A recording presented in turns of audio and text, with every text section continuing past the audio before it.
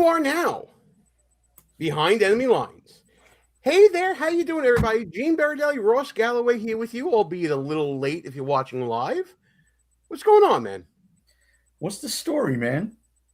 Well, I missed you this week. You told everybody in the chat that you left me in the bathroom with 3 squares. I don't know what that's all about. You were like hundreds of miles away. I don't know what the deal is there. Stop lying to them. I walk right in that room right now. We share a 2-bedroom on the Lower East Side. Oh, sure we are. We got a good show for you guys tonight. There's a lot going on in politics. I don't know if you saw that Tim Walz and Keith Ellison were in D.C. fighting over fraud and whatnot. And there was actually a member of Congress saying, why are we having this House Oversight Committee? This is a waste of our time. It's a waste of time to talk about fraud? Okay, then. Great, right? One of the few things they actually should be holding hearings on. I mean, I gotta be honest with Gene. I felt bad for Tim Walz. Am I the only one? You might be. You might be. Oh, he's in over his head, man. Like, you might be. Hey, look! I just saw that we're working, so I got to load my phone here for a second. Here, I'm all disheveled. Everything is like coming at us too fast here. But it's that new opening, bro. It's too quick. It's not the new opening. I ended up being behind because of work, and I got home late, and my camera isn't even set up right. I got to fix the camera up here. There we go. That's a lot better here. And it was just, life coming at you pretty fast. That was pretty much it. Rick, I see him in the chat. He can get in here anytime he wants to. I sent him the link. I think that he is just that's it. You trying to make me look bad. Jazzy Jasmine Crockett, who fits right in. Yeah, absolutely. Well, we're going to be talking a lot tonight about the results of the primaries that occurred last night as we're taping this. That occurred in Texas, in Arkansas, in North Kakalaki, and what they may mean for the rest of the nation going forward. And hopefully, as people start rolling in here, we're going to be able to discuss what we think are the tea leaves that you can read from this primary season, the first of the primary season. But before we get to everything, folks, of course, if you're watching us right now on YouTube, on Rumble, on X, wherever you are right now, be sure to like the stream wherever you're watching. If you can, subscribe to the channel that you're watching this on right now.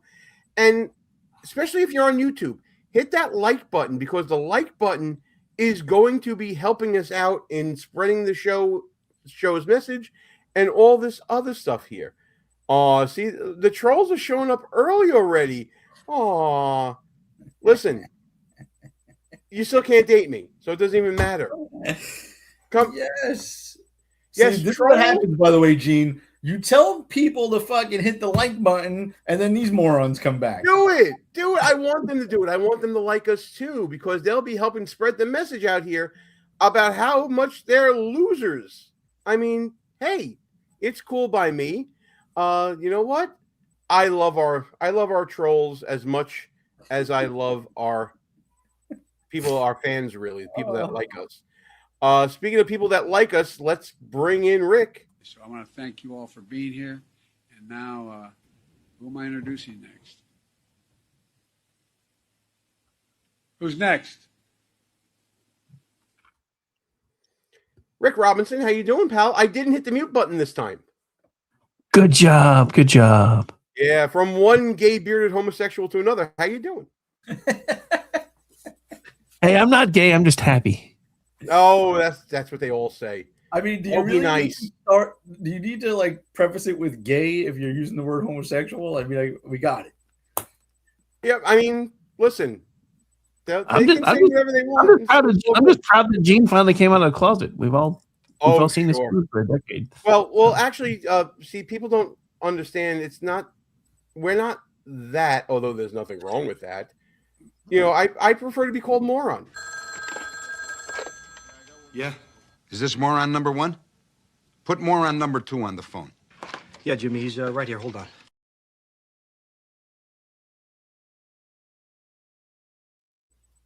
I feel bad, Gene. Gene, why? When you play that, you leave Rick out. Like, there's no moron number 3 in that clip. I'm fine with that. Talk to the producers of Midnight Run. They decided not to do that. So I'm fine with there not being more on number 3. That would make us more the 3 Stooges anyway. So. Well, no, he's just honorary moron. Hey, Lance, glad you're here with us. Thanks for checking us out.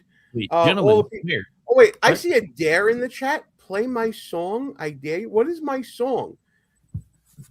Which song? That's a very good question. Which song are you referring to? Staying Off the Grid. What's your song? I'll see if we can play it for you. You're daring me. I don't back down from a lot of dares. If it gets us demonetized, copyrighted off. Oh, whatever. I'm not going to worry about that. So, I you know what? We've done our little bit of banter here. It's time to get into the show. I can go. Let's get in. Let's fuck it. Let's do it live. So, last night was a pretty good night if your name was Donald J. Trump. With the exception of one candidate who they're still counting votes to see if there's going to be a runoff or not. All of Donald Trump's endorsed candidates from last night either won their primary outright or are in a runoff. That includes 7 out of 11 candidates who don't hold office and are challenging for an office this cycle. And the only one that isn't in either in a primary or runoff is up by 27 points. So we're just waiting to see if they break the 50% threshold that you need in Texas. But Ross, a hell of a night for the president and all of his candidates that he endorsed. Yes, sir. I just hope he's not about to make a big mistake. And I know we're going to talk about it next, so I don't want to spoil it. I know that Trump loves to get involved in primaries or elections, especially when he knows that the guy he's going to pick is going to win. And he usually picks, he usually gives the people what they want and picks the MAGA candidate. I just hope he keeps that streak alive and doesn't do something really dumb in the coming days.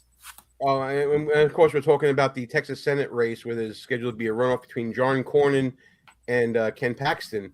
But before we get to that part of the discussion, Rick, what do you think about all these check marks you're seeing on the screen right now? Hang on. I was promoting, so I wasn't paying attention. I'm sorry. You can always promote the show.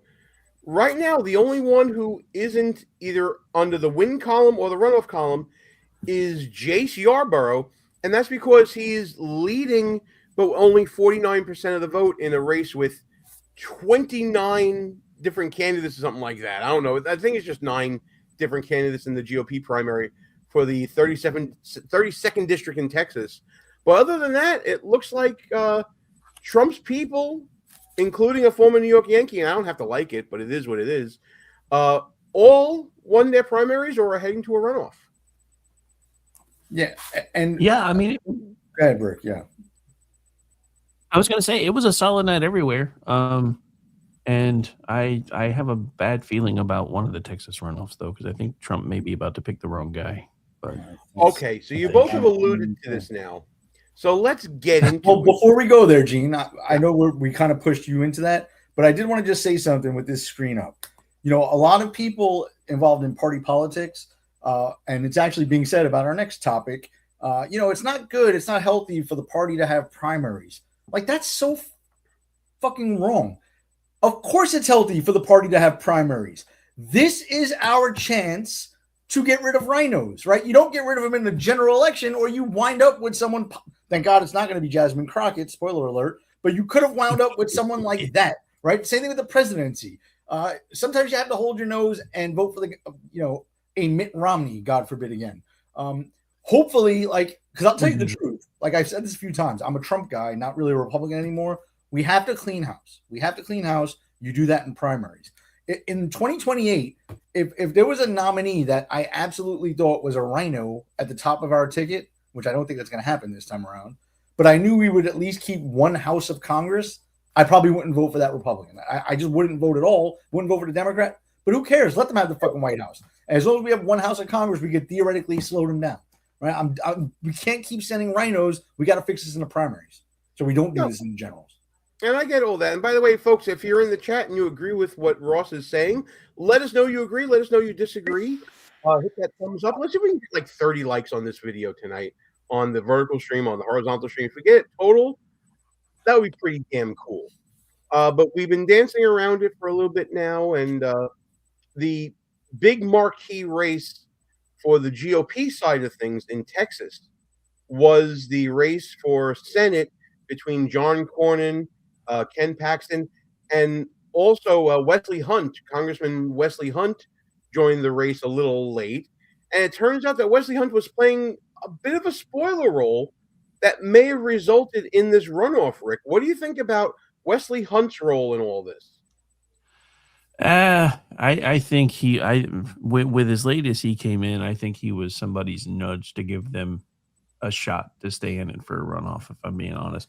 But the thing that concerns me is with the other side basically already knowing who their pick is, if we go into a runoff, we're burning what could potentially be hundreds of millions of dollars that could be used elsewhere, which is why Trump made the announcement today that he's about to make an announcement and say who he thinks should be the pick, and whoever he doesn't pick should just drop out. My concern is actually, John Thune, the Senate Majority Leader, was discussing this on Fox News. Let's take a look at that clip.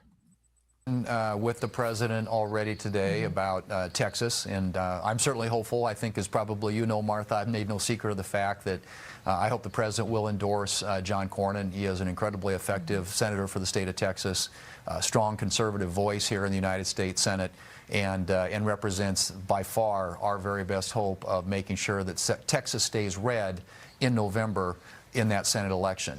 And so we'll see. Ultimately, the president, he makes his own decisions, but I've certainly weighed in many times, I should say, in support of Senator Cornyn, and I believe he is not only going to win the primary, but the general election in November. Yeah, I was just watching Matt Whitlock, who used to do the Republican Senate committee. He said he believes that an endorsement for Cornyn is coming from the president. You said you just spoke with him. Is it coming shortly, that endorsement from the president? Well, I'm not going to characterize the conversations I've had with the president, but I think it's fair to say that he's paying a lot of attention, and he knows full well, Megan, how important it is that we hold Texas in Republican column, Republican hands. And so I expect you'll be hearing from him before too long. And I'm not certainly going to get ahead of that, but I'm just very hopeful that the endorsement will be for John Cornyn. All right, we'll be following that. And Okay, so we'll be following that as well. Galloway, you've already declared for D's in the chat. So if D's doesn't make it to the runoff, who should Trump be picking? Trump should stay the fuck out of it, right? If you look at the results in that race, it was 41 to 40 or 41 to 42 with, Hunt with a handful of votes. Those Hunt votes are not going to Cornyn, right? He's about to make a mistake, I think. For real. Let Texas decide this. Don't forget, Leader Thune took the leadership from another guy who was competing for it named John Cornyn. Cornyn is closely allied with the Mitch McConnell wing of the Republican Party, right? He's an old rhino loser, right? So we don't need, plus he's old. Like, I have to stress that. Cornyn's pictures that you see online or that the headshots they put out there are from like 20 years ago. This guy should be retired before he winds up like Mitch McConnell, right? He has no business being in a leadership position. Definitely not the senator from Texas. Hunt would have been an excellent senator too. Trump should stay out of it. He's about to make a big mistake. Well, Hunt's, as we look at the results, at least from the New York Times, yeah, I know, whatever. Galloway's correct. It's about 42 to 41, with 13.5% going to Hunt, about 292,000 votes that didn't like either of them, Rick. Should Trump get in the middle of this? And if so, who should he pick? Well, I, for one, think he should stay out of it. I mean, I don't know how much you guys know about Cornyn, but he's one of the guys pushing for amnesty. And if Thune wants the dude, I don't. I'm just being serious. If that's the guy Thune wants, that's the last guy I want in the Senate. Well, because I don't trust Thune any further than I can throw him anymore with half the shit he's pulled. No, I get it. I get all that. Everybody hates the establishment, and here we go. Gene's going to defend Cornyn. Let's go, Gene. No, I'm not going to defend Cornyn. I don't like Cornyn. What I am going to do is throw out the political equivalent of a sports trade. And I want to know if you would take this trade. Let's say Cornyn goes to Trump and says, Mr. President, I know you want to get your agenda through this year, not only to help us win in the midterms, but also because it will help out your administration. Let's say Thune and Cornyn go to the president, because we know that Thune's aligned with Cornyn, and says, if you endorse John Cornyn, I will pass the SAVE Act through the Senate. I will be the one to help get it over the finish line. Do you make that deal? And I want to start with Rick. Yeah, I mean, if they put something that heavy on the line, I might be okay with it. But let's face it, Thune doesn't have the sack for that anyway. So we've established that Rick can be a sellout, and so now Galloway, would you take that deal? That's not being a sellout. That's getting the SAVE Act passed. We need the SAVE Act. That fixes future elections for generations. That's not being a sellout. But you just said that Trump shouldn't get involved, and that was your principles, and now you just threw that all to the wayside. But whatever. It's okay. I don't mind. You're pragmatic. It's okay. Galloway, are you as pragmatic? Who's the senator from Maine, that other rhino? Collins, Susan Collins. Yeah. So that deal would never work, first of all, right? What do we currently have, Gene? 53 senators? Yes. So even if he guaranteed that he would, try to get the SAVE Act across the finish line, that would involve like either doing the talking filibuster or eliminating the filibuster. And I don't know if the Republicans, the rest of them, will go along with it. You're still going to have Murkowski hanging around. Collins is running for re-election. I just don't see it happening. They've already said they're not going to do it. And Mitch McConnell is around until he dies or until his election is up. So it's real tight. I know for sure Ken Paxton will, right? So if we can hold the Senate until after this midterm election, then we will get the SAVE Act, right? But I wouldn't make a deal to keep a rhino around that pushes amnesty, probably would never vote to eliminate the filibuster. This is the time. You're never going to get this again, this opportunity. Trump is gone. I want him to be king, like the rest of us, but he's probably not going to be. I don't know, guys. I think I would take that deal. And again, how can he guarantee the deal, though? So he'll say he'll do it. He's won. You think Rand Paul is going to vote for that? Vote for the SAVE Act? I think he would. No, eliminate the filibuster to do it. Oh no! Listen, the filibuster, doing all that you can do and whatever with the filibuster, that's what Thune has to have a plan for. I'm saying that if he goes and he offers this and is able to do it, I say fucking do it. It'll never happen. Listen, I can take 6 years of Cornyn if our elections are more secure than they are now. Don't you mean 6 more years of Cornyn? Yeah, 6 more years. Absolutely. I can take 6 more years of Cornyn if our elections are more secure. Absolutely. And see, that's where I am. The problem is there's no way to get it done. So Thune can promise that till the cows come home. He doesn't There is a way to get it done. There is a way to get it done. And the way you get it done is that you become amenable to whatever amendments Collins, when maybe someone like a Murkowski would want. If they're things that you can swallow, then you do it. Except there'll be things that we can't swallow because but you're assuming that. You're assuming that. You don't know. I'm assuming that based on past evidence, sir. Yes, but again, if you're in an election year and Collins is going to be in a very tight election because you got the guy with the Nazi tattoo coming at her, she's going to want help. She's going to want money. And if she wants the GOP support for that, then it's worth it to me.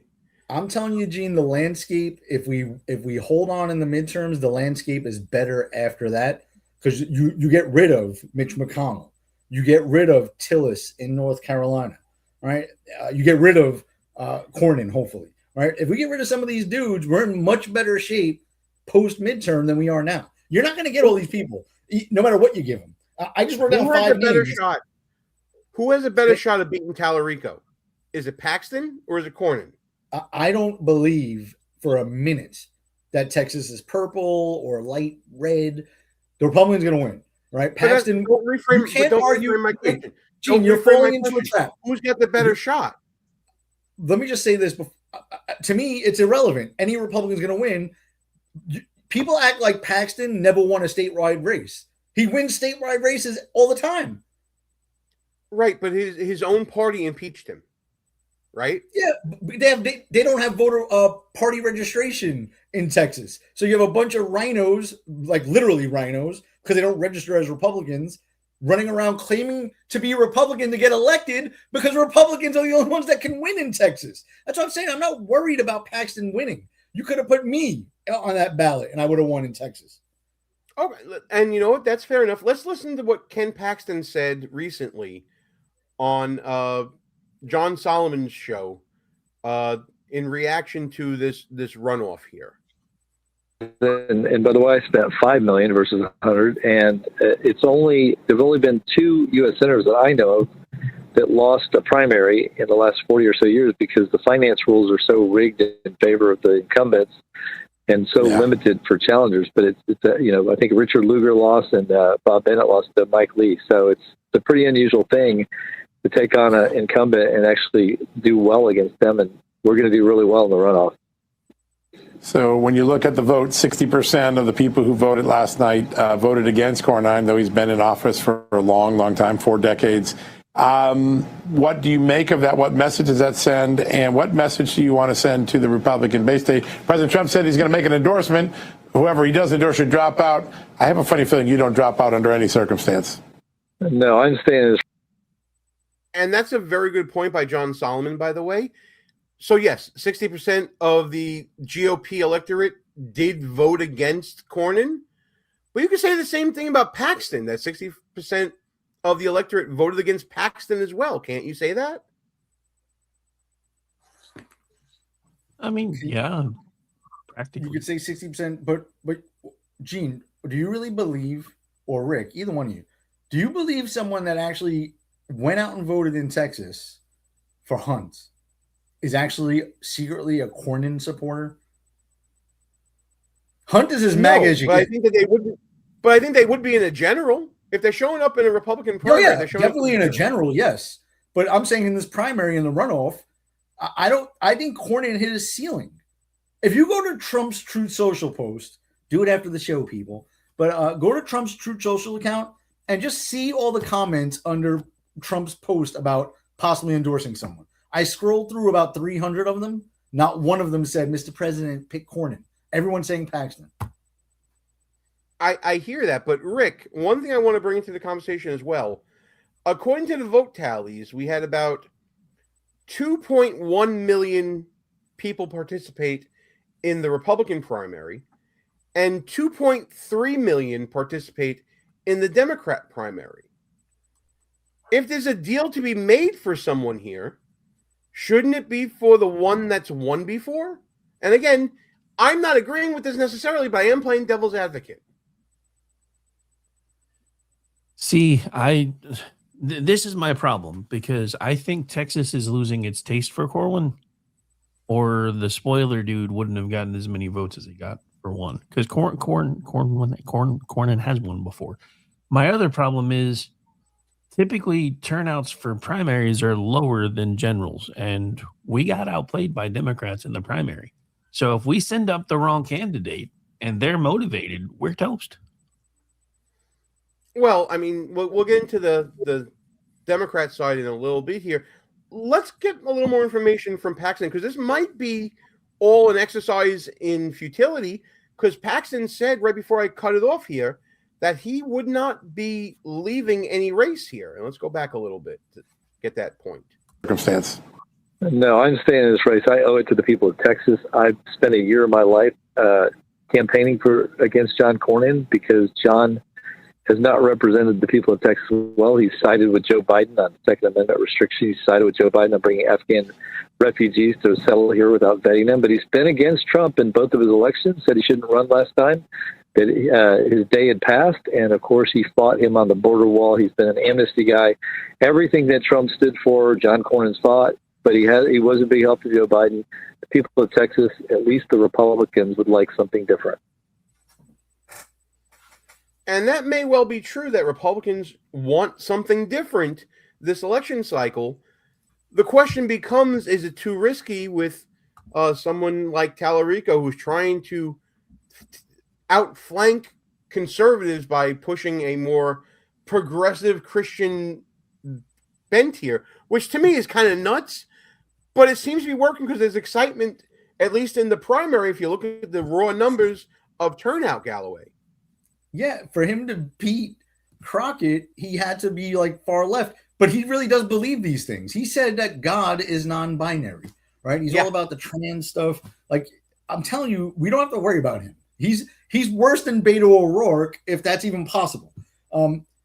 I will tell you this, maybe this is part of the deal, and Trump, he always tries to make these deals, but he floated the idea the other day of possibly nominating Ted Cruz to the Supreme Court if a vacancy should open, right?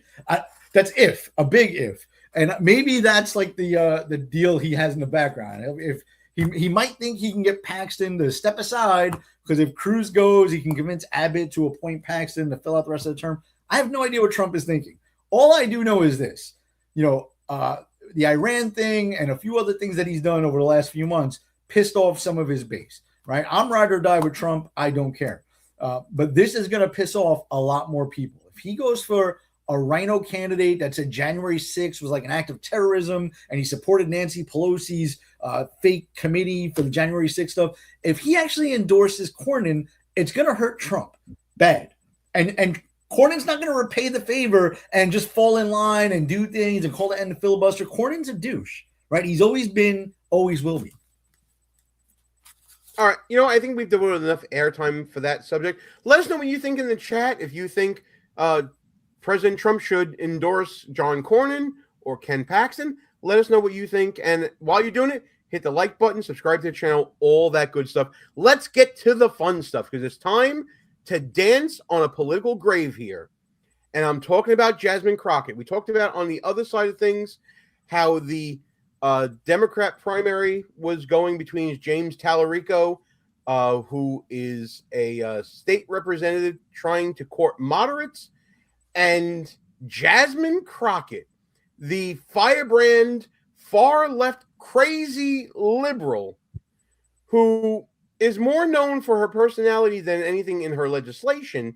And just to give you a short example of that, you may remember stuff like this being filmed in the halls of Congress, dancing to Kendrick Lamar and all that stuff.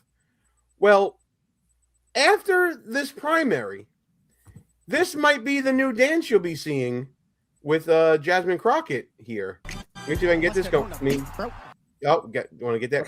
That might be the new dance coming down the halls of Congress, because Jasmine needs a job.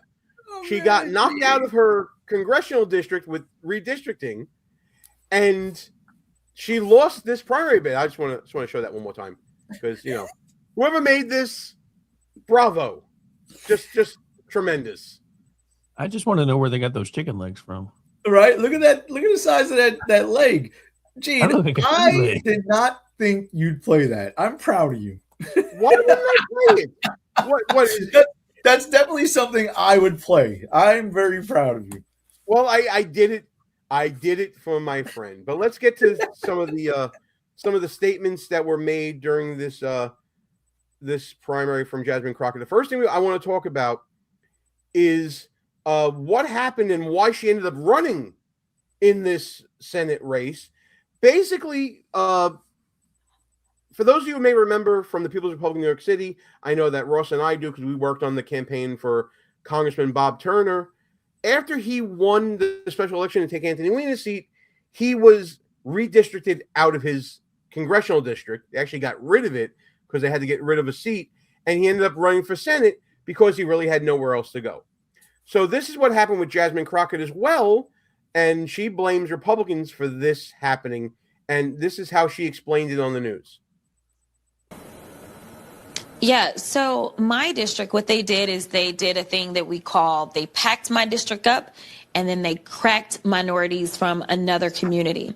And so what they've did is they've increased the number of African Americans in my district. But while they were cracking out persons from another community and packing them into my community, they also removed all the economic engines, which is yet another red flag. This means that I don't have Southwest Airlines or JSX Airlines or Dallas Love Airport or Downtown or AT&T or Goldman Sachs, and the list goes on of amazing companies and corporations that I'm typically bringing in to make sure that we can talk about economic opportunities for the people that live in my district, including getting rid of the medical center in my district as well. In response to this.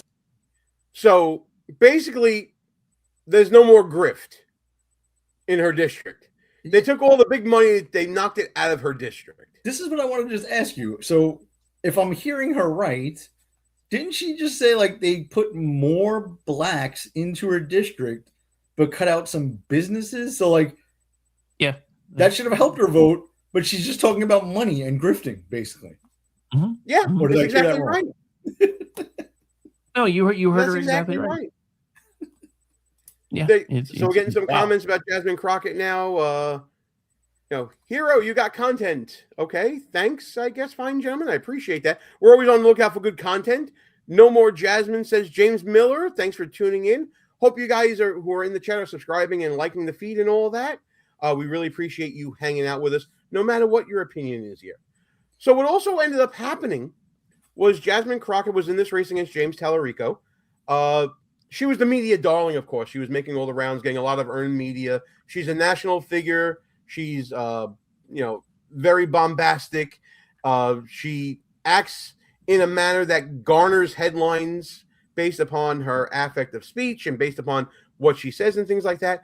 But it looked like the Democrats didn't want her in this race, that they already had settled on Tallarico.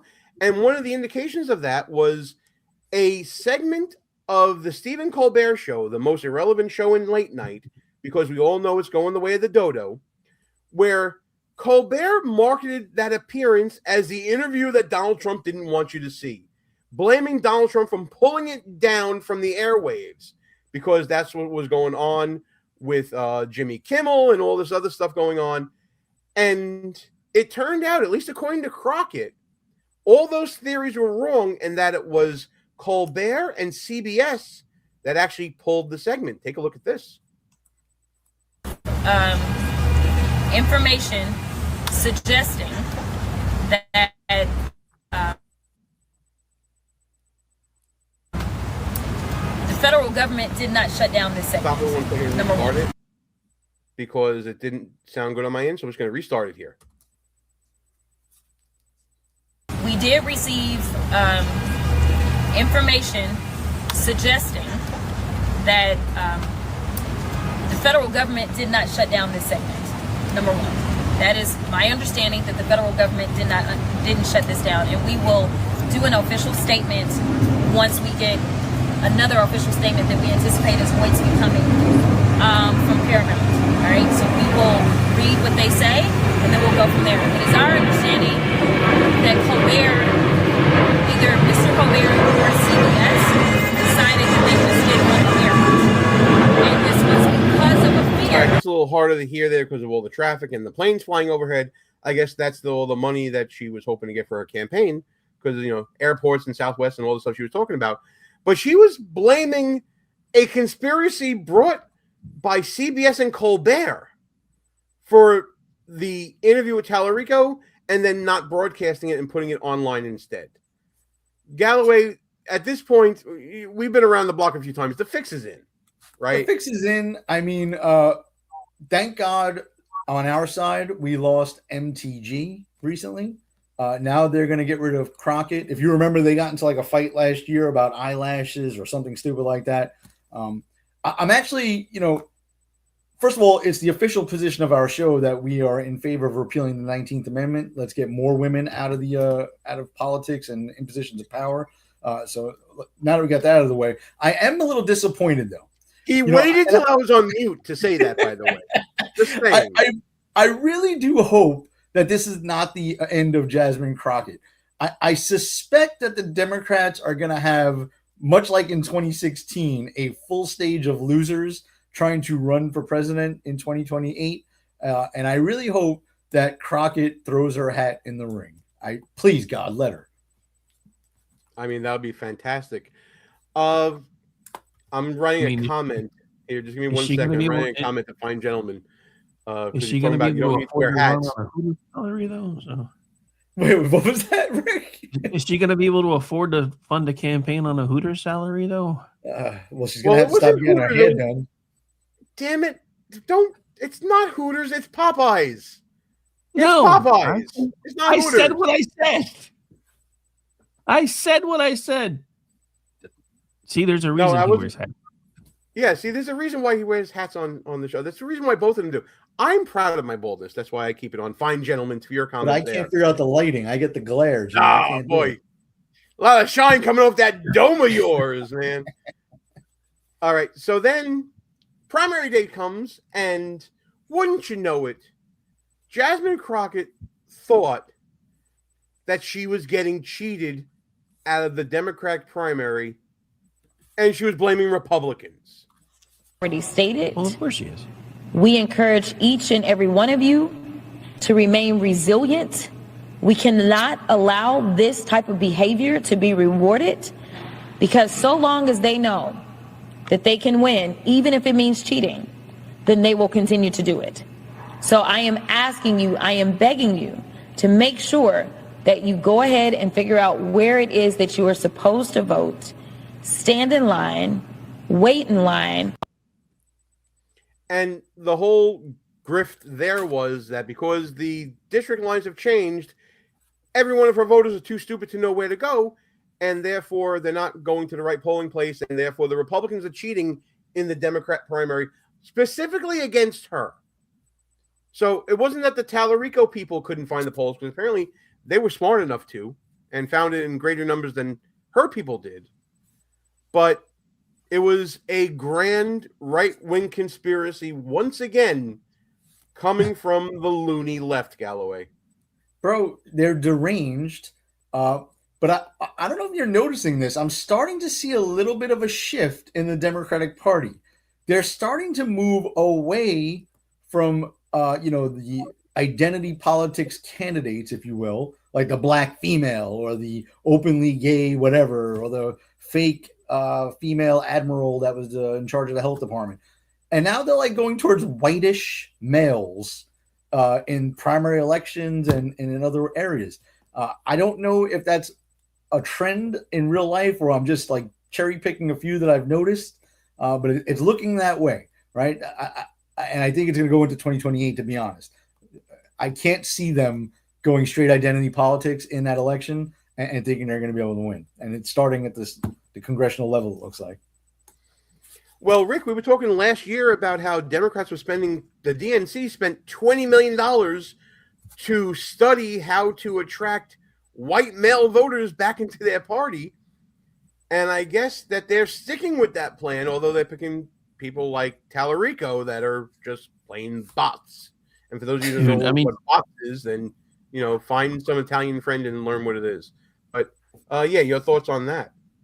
Well, the scariest thing about Tallarico was a post I saw him put out earlier today about how, as a man with white skin, he is immune to the disease that our kind spreads everywhere. So, yeah, if that comment alone didn't shoot him in the foot in Texas, then Texas is in worse trouble than I thought. He's not winning Texas. There is no way. But it's just, I don't know. All of this is just insane to me. But, yeah, I mean, for the Democrats who are wanting to know how to bring white men back into your party, stop transitioning them. Be easy. Wow. All right. If you agree with that, by the way, as we are talking about the results of some of the Texas primaries from last night, give us a like, give us a thumbs up, subscribe to the channel, hit that notification bell so you don't miss shows wherever you are. And I just want to show again, the conspiracy theory went into the night with Jasmine Crockett before she ended up conceding the race in the morning. And by the way, she didn't do it with a speech. She did it with a tweet. The most lowbrow way you could possibly do it. But this was Crockett last night as she was still throwing a fit over how this primary was going. Dallas! How y'all feeling? Better than you. So I just want to be clear. There's a lot that took place specifically in Dallas County. I'm sure you've been watching the returns, and none of the returns out of Dallas County are quite in yet. Dallas County should have the second largest voter participation of any county in this state. We don't have any of the results because there was a lot of confusion today. And so, you know, our Democratic Party chair, Cornyn, he beat me to the punch, as myself and Colin all read. We're about to file a lawsuit to keep the voting polls open. We were able to keep the polls open, but I can tell you now that people have been disenfranchised. The reason that we knew that there were problems, the polls were supposed to stay open until 9, according to a court order. The Supreme Court, just a few minutes ago, just said, shut it down. The Supreme Court also said that they are to separate any votes out that came in after 7 p.m. So here's the deal.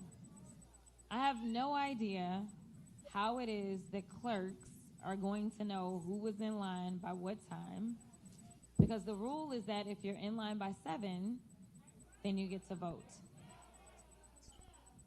And so once there was a court order saying you had until 9, I'm sure that there were people that joined the line after 7. By the way, is anybody else noticing that she has dropped her slang ghetto mentality that she would show in many of the viral videos that would be out there about Jasmine Crockett, how she was acting and interacting with Marjorie Taylor Greene that we had talked about, all of her outbursts in committees that we see. And now all of a sudden, she's back to, for lack of a better word, and I'm going to say it this way, speaking like a lawyer. Right? She got the good weave. She got the she didn't put the long eyelashes on. Everything looks all right. She's dressed conservatively. She's not speaking Ebonics. Yeah. It's amazing when you try to run in a conservative state. Yeah, it's such a different mentality than the DC mentality that she was exhibiting throughout her term in Congress, Rick. How do you explain it? It's a common African American thing called code switching. Okay. So you racist? No, I mean, call me whatever you want, but it's the true thing. No, it's something that is seen. I mean, the best example of code switching would probably be Hillary Clinton being no ways tired when she was on the campaign trail. Yeah. Now, when white folk do it, that's when it's racist. Because African Americans, the reason they do it is because it's a survival mechanism. Because Rick, you got to go to Brooklyn with Gene. He does it too. He's like, "You guys over there, what's going on?" Hey, how you doing over there? Yeah, I listen. I'll do it. By the way, Gene, do you know? That's different. I be dabbing people up and shit. Come on, that's Italian code switching. That's different though. No. When we would go campaign, I'd be dabbing people up and shit. Come on now. Gina, I couldn't make out what she was saying. Where did the 9 o'clock thing come from? If the polls closed at 7, what was she saying about 9 o'clock? Apparently, they had gotten a court order to keep some of the poll places open, and I think they shut it down at 9 o'clock, and they couldn't get any more time, even though, according to her, there were some people who were being denied voting and all that. So what happened was somebody made a stink. They took it to court. The lower court ordered that the polls remain open until 9 so that everybody was there that could still vote. About 8 something, the court above them said, no, we're done. Shut it down and separate out any ballots that came in after 7 o'clock to be counted later. Right. Now, normally courts would look at issues with campaigns and elections. And if there was a margin that was relatively close, and we've been part of these races, Galloway, in New York, they would examine and recanvass and do what needs to be done if there were any irregularities that may have affected the outcome. But I want you to look at the numbers here. This was not a close race. She's down, as we are recording this right now, 150,000 votes. This wasn't like percentage points. This wasn't, as Galloway and I have called it in the past, this wasn't a bag full of votes that was just found at the last minute. This that's exactly why the higher court shut it down, because they said no matter what they found, there would be no way to close the gap. So there's no point. So they just said, no, just shut it down. Yeah, and I'm just curious, like, if state law in Texas says that the polls closed at 7, what could have possibly justified them staying open till 9 o'clock? Even if there was some, machine errors, if you're in line by 7, you get to vote, right? Somebody just has to go outside and make sure that no one else gets online if it's backed up, and they get to vote. I mean, is our voter base running that late? I mean, I know they have a reputation to do that kind of thing, but 2 hours late, damn. Yeah, I mean, I guess so. But whatever the case may be, there was a lot of votes coming out of Dallas County, 277,000 votes that were plus 19 for Crockett. But then there were other places like Travis County, which I don't know where that is. I'm not from Texas. If you guys can tell me, that'd be great in the chat. Where it was Tallarico plus 52. And that certainly offset whatever was going on in Dallas and other counties. If we go back to the map, it looks like a lot of eastern Texas where Dallas is and some of your major population areas are. Yeah, she was doing really well there, but Tallarico did well everywhere else, including on the border where there was a significant amount of Hispanic support for Tallarico. So this wasn't, if we go down here, okay, counties with more white voters, Tallarico plus 9, more Hispanic, Tallarico plus 22, and black voters plus 23 for Crockett. But look at the counties that cover these areas. I don't know what Crockett's plan was to win over voters other than what looked like her, but she clearly didn't execute it.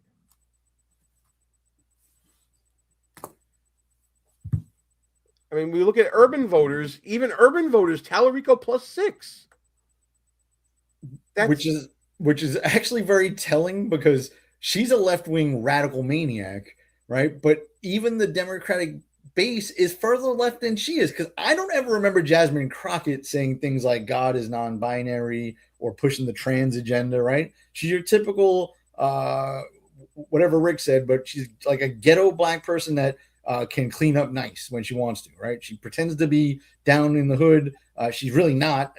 She's a highly educated person with lots of money, right? So she ain't a hood rat. But she turns it on when she needs to. But she wasn't far enough left for the Democratic base, even in a place like Texas, which is wild. It's absolutely wild. But, Rick, if you look at the numbers by county type, Tallarico plus 6 urban, plus 6 suburban, plus 7 rural. That equals, and we'll go back to the top of the screen and I'll show you, that equals a 6-point victory because it was across every strata of society. Yeah, but if you look at the private chat, I sent you an article that has a video clip. This is what they were alleging, because they're actually claiming that people that were there to vote Democrat were being turned away. Okay, well, I'll tell you what. It's at the bottom of that article. Let me Always stop be sharing careful before you pop a link open from Rick without, I already checked it. It was a one-time thing. One time I sent you a spam link. One time. Listen, we already know it's not Pornhub, so we're good. So let me get this screen share going here. Give me 1 second. Oh no, I get my porn from other places besides Pornhub now. So. Oh, do you? Wow. Okay, put that into the private chat, and we'll let everybody know where he gets everything that he wants to look at. Apparently, and the last female listener just clicked off of our show. Like there was any to begin with, anyways. What the hell happened in Dallas County's primary election last night? This is from Town Hall, and let's see if we can read from this article what happened. State Rep James Tallarico won the Dem state primary election on Tuesday night. We do know that the snafu raises questions about how the county runs its elections, with some questioning the outcome. Crockett suggested the issue could constitute cheating and accused Republicans of targeting her district. However, on Wednesday morning, that is this morning as we were recording this, Crockett, in a post on social media, conceded the race. You see that here going below. The issue centered on a change that required Dallas County voters to cast ballots at their assigned neighborhood precinct sites. Gee, what a fucking concept. On election day instead of any voting center in the county. This shift left many showing up at locations where they could not vote. So in other words, Rick, if I'm reading this correctly, the issue centers around Republicans requiring voters to go to their assigned precinct to vote. Yes. And that's something they haven't been doing this whole time. Apparently not. But yeah, so the big controversy is there's a video just a little bit further down in here that shows somebody basically coming up and being turned away to vote because of this new rule. And they're like, see, this is what's happening. They're telling me I can't vote here and I'm a Democrat. Okay. Let's see if I can find the video that you're talking about. Is this the one you're talking about here? Yep. All right. Let me see if I can play this. Let me know if you can hear it, guys. And I do it all the time, so it should work. I'm going to see if I can embiggen this. Let's see. You can once you hit play. You know what I'm going to do? I'm just going to copy the link. I'm going to put it into another window. And we're going to... Gene, scroll it just a little bit. Okay. And just hit the play on it. watch on X button. Yeah, either hit play on it and then hit the embiggen or hit I just watch witnessed on X. real life voter suppression in Go Dallas down and it'll County get bigger. today at Harry Stone Recreation Center. I want to make it very clear that Harry Stone Recreation Center nor staff had anything to do with what I witnessed. This is solely an issue with the Board of Elections, I believe. I was told by the poll workers that they were informed when they showed up to work the poll this morning that the location that they were at had been changed on the same day from being a location where both Democratic and Republican primaries could be voted on to a Republican-only location. The voters nor the workers were notified of this change prior to arriving at the recreation center to vote. The poll worker let me know that about 50% of the people who came to vote were not Republican only and had to be turned away. And so the chances of those Democratic primary voters going back to find another location to vote are slim to none. This whole thing is so shady. So I'm going to call bullshit on this because, as we may have been discussing earlier, these primaries are not party primaries. You choose what primary you want to vote in. Texas rule states that, because there's really no party affiliation other than the candidates declaring themselves, that you can choose what primary you want to vote in, except for a runoff, you have to stick with the party you originally voted in the primary. What is this bullshit about? It's a Republican precinct house? I don't buy that at all. Well, so this is somebody spinning it. So what happened was, and this is exactly what was being talked about in the article, these people used to just be able to go up to any precinct and vote as long as they could prove that they were in Texas. And now they can't. Now, because here in Oklahoma, I have to go to a specific polling place to do my voting. I can't just go to anyone because they don't have me on the rolls there. So that's exactly what's happening is these people that were used to just being able to go anywhere and go vote were being turned away because they're like, no, you have to go find your polling place now. But that's the entire thing of Jasmine Crockett hemming and hawing and blaming Republicans, but because Texas wanted more secure elections, so they're like, hey, you should have to actually go to your designated polling place so people know who the hell you are. Sounds like a plan to me. So what you're saying is Jasmine Crockett's voter base was too dumb to know where to go and vote, and too lazy to go to the correct place after they might have been told. I actually don't believe it was true either. I hope it is, though. Like, I wish that we would do more stuff like this to fuck them like they fuck us on election day. But at the end of the day, they show up. First of all, shouldn't you look online or something, or you get something in the mail telling you where to go vote before you go vote? Do a little bit of research. And when you get there, they're like, no, sorry, sir. You go to the school that's actually really close to your own house to go and vote. You just go hit that on the way home and go vote. Right? Like, I don't understand what the problem is. Yeah, folks, let us know. So yeah, that actually happened to me. That actually happened to me once. Believe it or not, that actually happened to me once. I was supposed to have gotten a card in the mail that they had changed my polling place. So I went to where I always used to vote, and they're like, we don't have you here. And I'm like, I still live there. And they're like, oh, yeah, did you not get the thing in the mail? They moved you to go vote here. And I was happy because before I was having to drive like 5 miles. Now I'm like a mile down the road from my house. I'm like, dude. So you didn't just go home and say, fuck it, I'm not participating in democracy? No. I have never not participated in democracy. But I hate to chat and run, gents, but I got another show coming up in like 4 minutes. And let everybody know what you're doing tonight at KLRN Radio on X, at KLRN Radio, at Rowdy Rick 73. Well, here in about 4 minutes, it'll be the Rick and Woody Show with myself and my token Amish friend. Then after that, we'll be over in SHR Media territory for Edge of Liberty.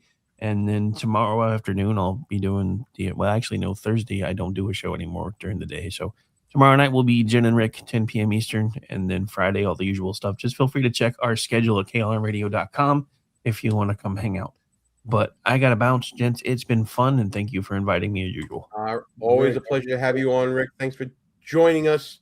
We really appreciate it. By the way, Gene, I don't know if you know this. When he's on his other show, he refers to us as his token Italian friends. Hey, that's what I like to hear. That's what we should be known as. All right, we got a little bit of time left in the show here. I do want to mention Al Green. Please. I was hoping we were going to skip over him. Well, we're not going to skip over him, but honestly, there's no video of Al Green at his primary night saying anything about the runoff that he's now in. Apparently, his district was drawn out as well, and he's going up against Christian Menefee, who won a special election last year to replace a deceased member of Congress from Texas, and now they will be going head-to-head. And, oh, man, wouldn't it be doubly sweet for poor Al Green, the ultimate disruptor of States of the Union, to no longer be in Congress? That would be great. Right? Back-to-back removals out of the State of the Union. This is another guy that, no matter which Democrat gets in there, I'm not going to like them and I'm never going to vote the way I like. I'd rather keep Al Green, too. I like him. He's a comical guy. He's a moron, right? But it doesn't matter who replaces him. They're going to vote the same way. Let's keep the character. He's a cartoon character. Right. So Al Green, of course, he was displaced and put into another district. I believe in that runoff, he came in second, which is absolutely crazy considering he's part of the fixtures of the Congressional Black Caucus from Texas. And it turns out that he's going to have to spend some extra money and fight off a runoff. And the last one I want to bring up, and to me, this is chef's kiss. I mean, just Dan Crenshaw. Ooh. I mean, I think I said it to you earlier today. He got blindsided. He didn't see this coming. Apparently, that was he got beat by Toth, a state representative, and an incumbent under 40% from the last thing I saw. And he's another one, Gene, that could not read the room for a long time. He's a big proponent of the Ukraine war and a bunch of other stuff that really didn't sit right with the base. He was never really a big Donald Trump fan, despite what he might have been saying leading into this debacle of a loss. And good riddance to Dan Crenshaw, right? This is the time to clean house, the primary election season. This is it.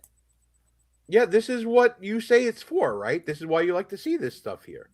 I love it. I'm not losing any sleep over Dan Crenshaw, right? I don't even care if it's a closed district. He's a douche. Neither is Matt, who says he's glad Crenshaw is gone. Steve Toth seems pretty solid. I tend to agree with that. And meanwhile, Black Dream Hunk 2, this is our demographic right here, I'm sure. The United States of America is racist. Of course we are. Sure we are. No problem. Absolutely. That's why we're spending lives and treasure overseas to liberate a Persian nation. We're so racist that we got people. We're so racist that we got brown and black people from the entire fucking planet fighting their way here, right? I didn't see many Jews fighting their way into Germany during World War II, right? If we're so racist, why is everybody coming here? It's a great point. We got through a whole show, pal, without really talking about the war. So this is the time of the show that we want to give to you, people like Black Dream Hunk and others out there that want to try to derail the show, this is your moment. It's time, once again, for you guys to bring it on. Where are the trolls? We got one black dream hunk. Well, so far, so good. Oh, he's saying this is why we have World War III. We have World War III because we're racist, apparently. You believe that? He's not looking from the United States. Leave. I'm going to see if I can lower the music a little bit here. I don't know if I can, but it is what it is. We can do it without the music. Screw that. We can do it without the music. Yeah. We're so racist that we're liberating brown people all over the globe right now. Okay. Matt Lofton coming back and saying, talk to Dallas County about voting. Who is in control of Dallas County? Democrats. The Democrats. They're the ones that took Jasmine Crockett out of the party. I tend to agree with that. We started that segment, pal, talking about how the fix was in. How it was in from the beginning, going back to the redistricting, going back to the Stephen Colbert episode that people didn't want you to see, that helped out Tallarico. And yeah, I think that the best move that Democrats could have done was not vote for Jasmine Crockett, because that is a guaranteed L. Yeah, in so a this is what, race. And this is why it doesn't make any sense. If she blamed the Republicans for redistricting her district and fucking her up there, cool. Yeah, that was the Republicans. But as far as like not wanting her to be the Democratic nominee, believe me, we didn't do that, right? We want you at the top of the ticket. I want her to run in 2028. Like, yes, we want you running. I wish she was running for Senate. Yes. I put this comment up on the screen from Soto. Hey, thanks for dropping a dime here and talking to us. They are coming because of capitalism. I can agree with that. And yes, even in that, there is racism. You, quote unquote, gentlemen, know this. Well, first of all, I am not a gentleman. I have no title of nobility. There used to be an honorable in the front of my name and the front of your name as well, Galloway, but not anymore. So now capitalism is racist as well. I wish I could roll my tongue and say it the way I want to say it, but I'm just doing it this way. But yes, capitalism is racist. We're all racist. Racist history, racist present, racist future, all this other stuff. Yeah. We're the worst. Show me a fucking black, brown, or yellow country anywhere on the planet that would accept a bunch of white people just storming across their border. Show me. Well, Black Dream Hunk 2 wants to know, what's so great about the United States? What do we have to offer? Apparently, we are the best of the worst, because everybody seems to want to come here and they see things here that they don't get wherever they may be. And we won't keep you, and we don't hold anybody here. If you want to leave, I think you're Canadian. Absolutely. Oh, I finally figured out where to lower the background music here. I can do it that way here, and I can put it back on. There we go. That's a little bit better. All right, guys, what else you got for us? Let us know what you got. Feel free to jump into the chat. Matt Lofton is 100%. Matt Lofton's 100% right. It was the Democrats that wanted Jasmine Crockett out, not the Republicans. We wanted her in. Absolutely. Here he goes. See, Matt, I hope you subscribe, man. I hope you like what you're hearing on the show, because we like what we're hearing from you. Let them move to another country. We will see how fast they come back. I mean, Rosie O'Donnell's done it. Madonna's done it. Some of other people have done it. And their relevance in society has dropped to an all-time low for them. So I'm glad that happened. What is the debt clock? Well, talking about how much debt we're in right now. Oh yeah, that's a big problem, because people are not coming here because of the debt clock. Let me tell you something about the debt clock, brother. Whoever we owe that money to, here's our official response to them. Fuck you, come get it. We ain't paying you back, right? We owe China trillions. Fuck you, China, come get it. Yeah, and by the way, every party loves to spend, man. All those entitlement programs that every blue state wants to tout that they have, all the sanctuary policies that they want to have, all the money that goes to waste, billions and billions. Yeah, the debt It's bad. We're not going to disagree with that. But you know what? It's also still the best system we have until the next best system comes along. And if you want to start a country, have fun doing it. That's cool. I don't mind at all. Yes, Matt says the 50% global tariffs start tomorrow. We didn't really talk about tariffs a lot in the past couple of shows, and we can certainly talk about it as news grows on that. Thanks for that dynamite drop in. Anybody else wants to? Oh, Joycelyn Gardner thinks our thumbnail is comedy. I appreciate that. I design all the thumbnails. Galloway doesn't do shit. I don't know. I thought you were talking about something on my finger. I don't know what you're talking about. No. Your thumbnail, right? No, I appreciate you noticing the hard work. It does warm my heart to hear that.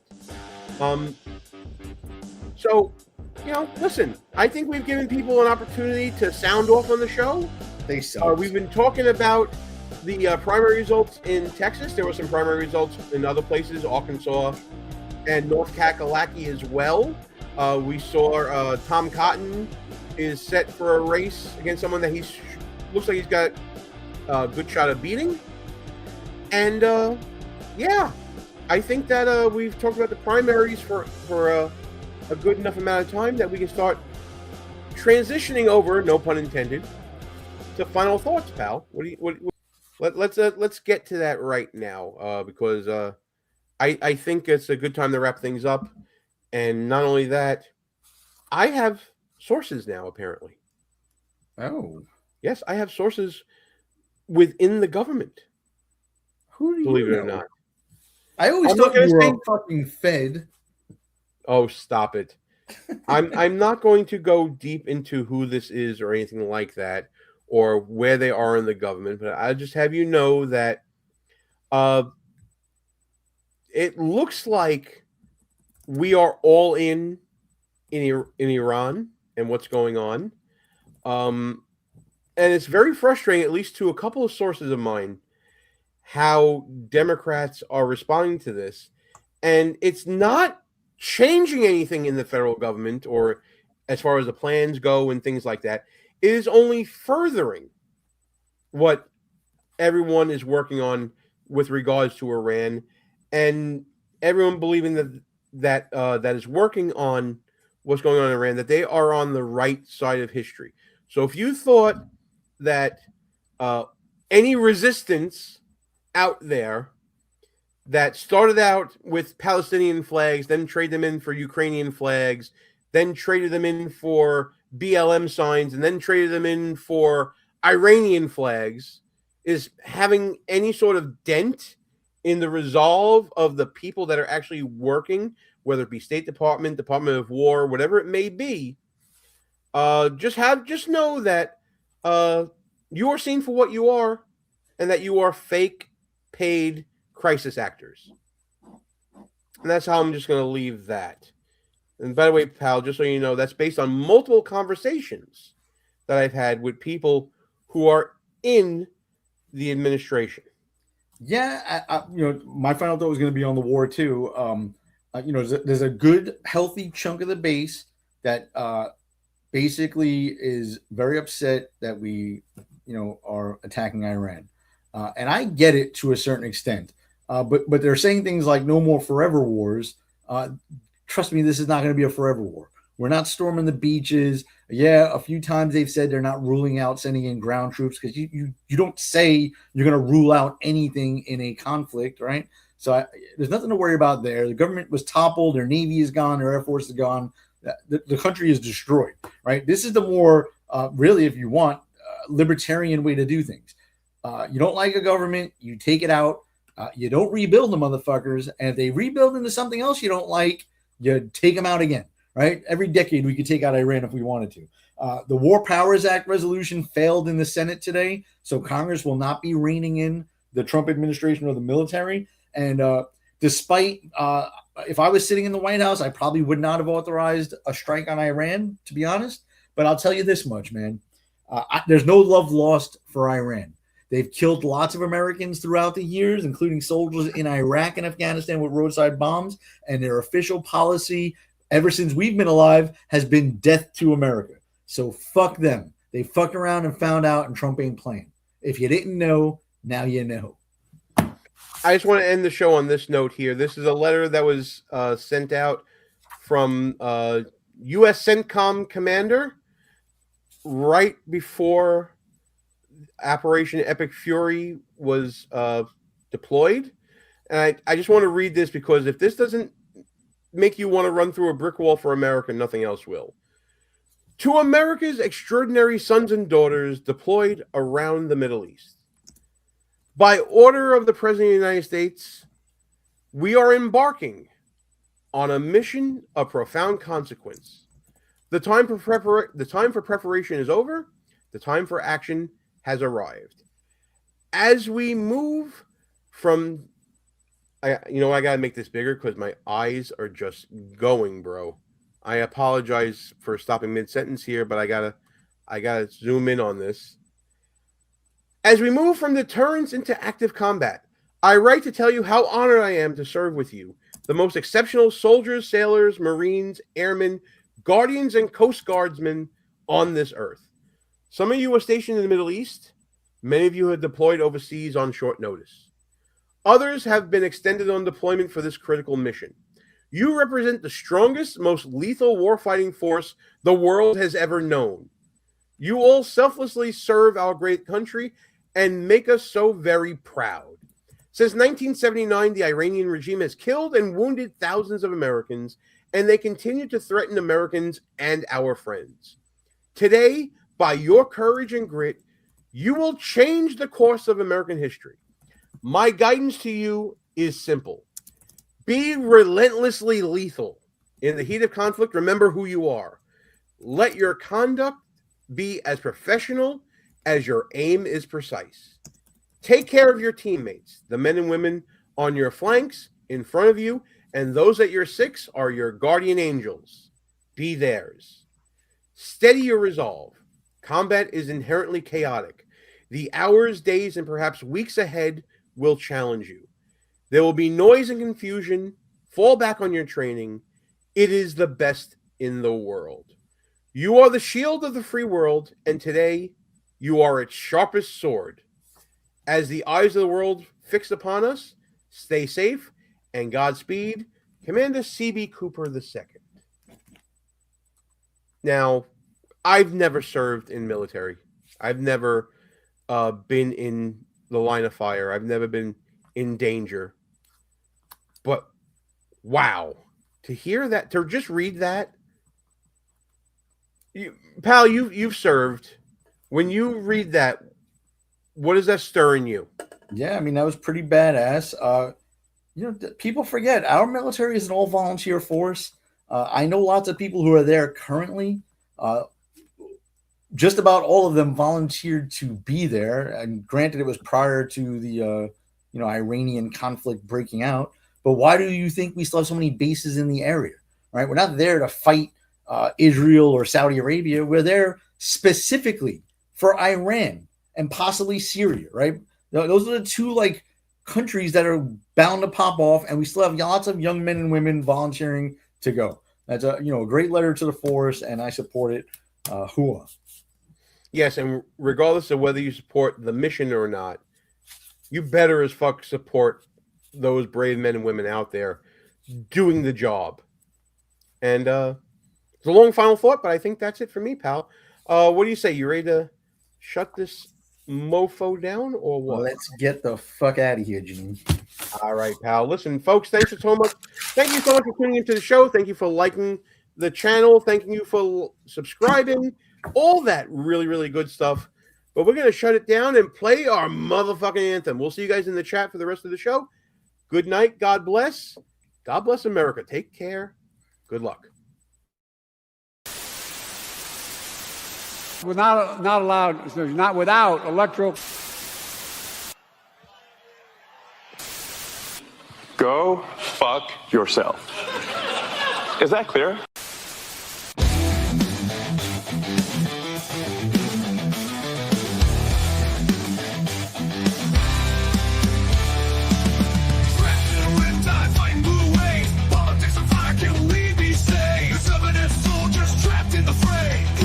Teeth don't let them have sway.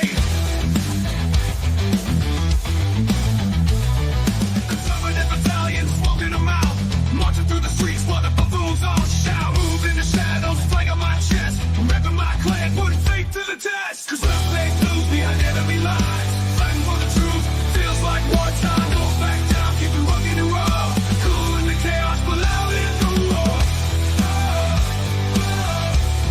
But loud in the war. Heavy trend thunder, armored advance, march to the anthem, this is our chance. If I ever stand with a smirk and a gaze, holding down the fort in this Democrat cage.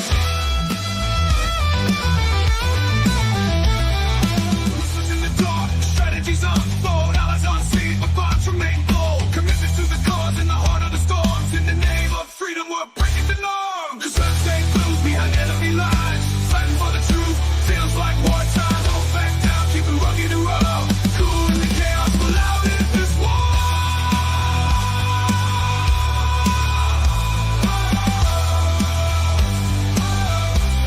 But loud in this war.